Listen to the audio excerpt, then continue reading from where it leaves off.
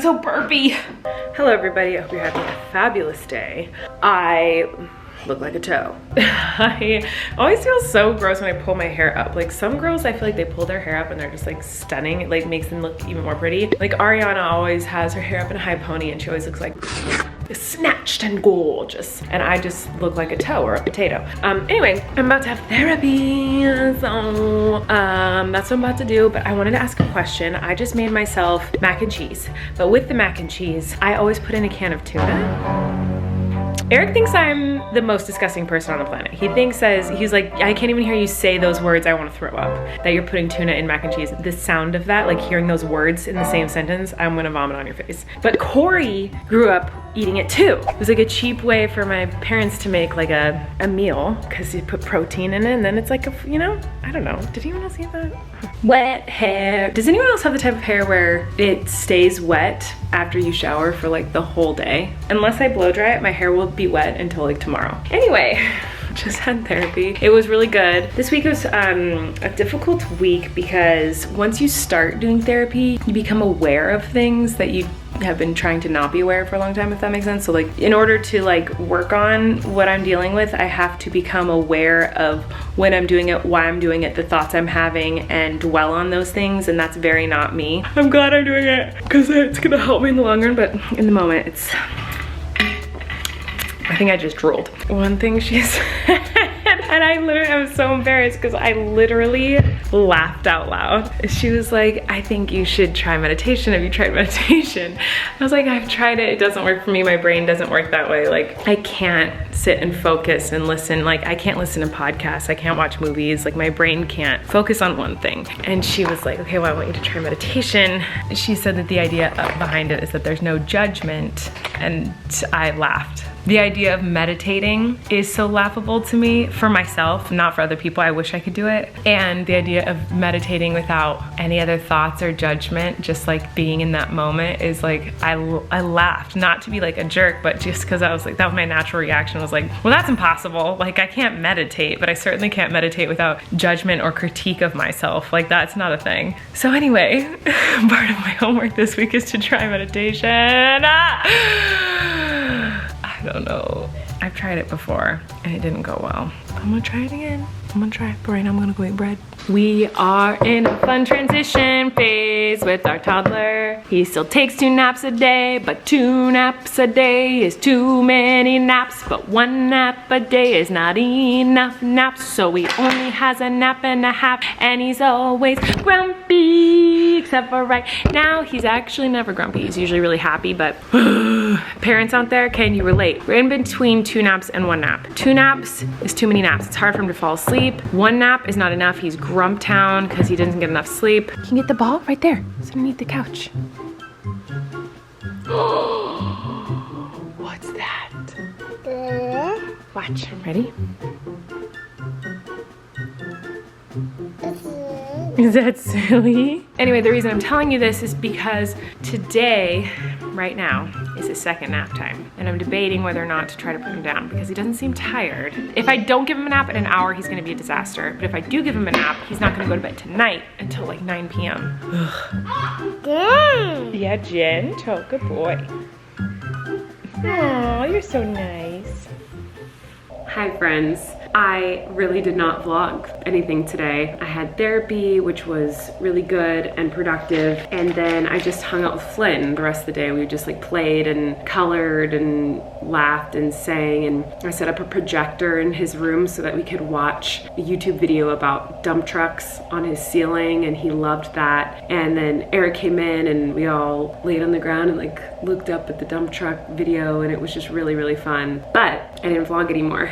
It's now 1:30 in the morning, and this is probably the first day really where I've vlogged in the last few months since quarantine started, and I didn't really film anything. So I was just sitting in my office going like, oh, should I just like combine this with tomorrow or should I try to vlog more? And then I was like, I'm not gonna vlog anymore today. But then I picked up my old journals again from my childhood and I'm laughing. And so I wanted to share some more of my favorite journal entries from my childhood. So this, I was really young. This one comes with a drawing. I'm gonna have a picture on the screen of the journal entry so you guys can see.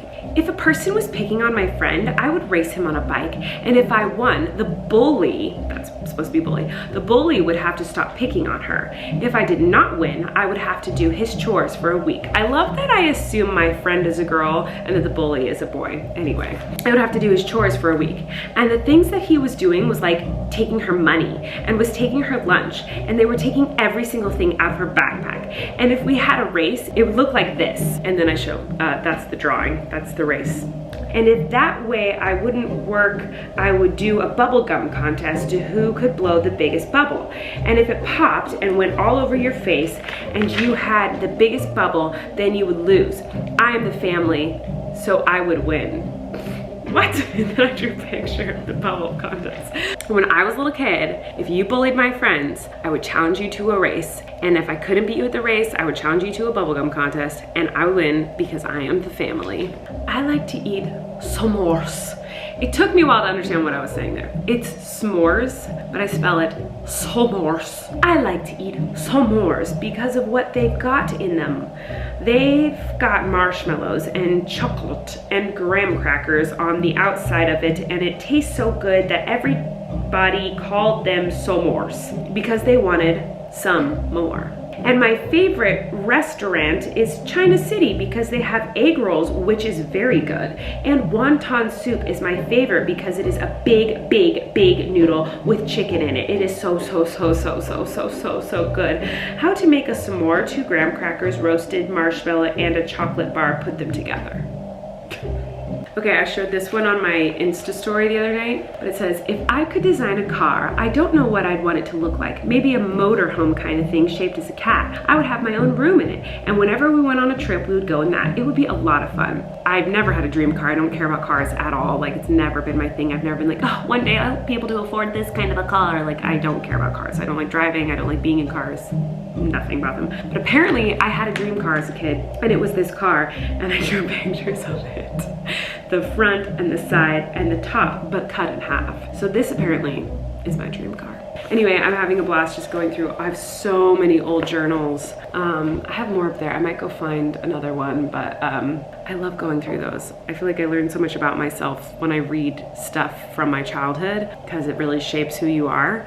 It's been a blast looking through all of that. Anyway, I'm really sorry I didn't vlog much today. I was really just hanging out with my family. It wasn't for any reason other than I was just not thinking about it today. I was just not thinking about vlogging. I was just hanging out with Flynn. So I love you guys, and I will see you tomorrow. I think my parents are gonna come this weekend and hang out, which is really exciting. Ever since we went to Santa Barbara yesterday, that's all I can think about is like being with family and going on an adventure. So maybe I'll try to convince Eric to go somewhere tomorrow because it was just really nice to see Flynn have fun. And yeah, I love you guys.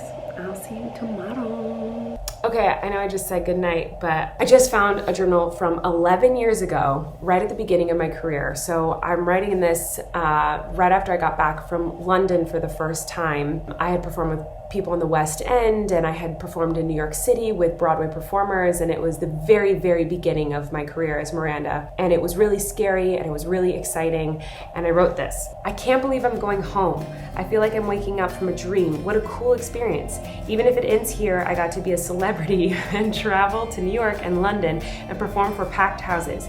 I feel so blessed. I performed with the best of the best in musical theater. What a dream come true. Such an amazing trip. There's no way to top this trip. I don't even want to try. I mean, I do, but I'm worried I'll just fail miserably. Womp womp. And then later I wrote, so, what do I want with this whole Miranda thing? I have no idea. Would a one-woman show even work? I would be so sad or embarrassed if I moved thousands of miles away just to fail. I just want to be happy. I'm happiest when I'm performing. That is crazy to me. That was 11 years ago. I had no idea what was about to happen.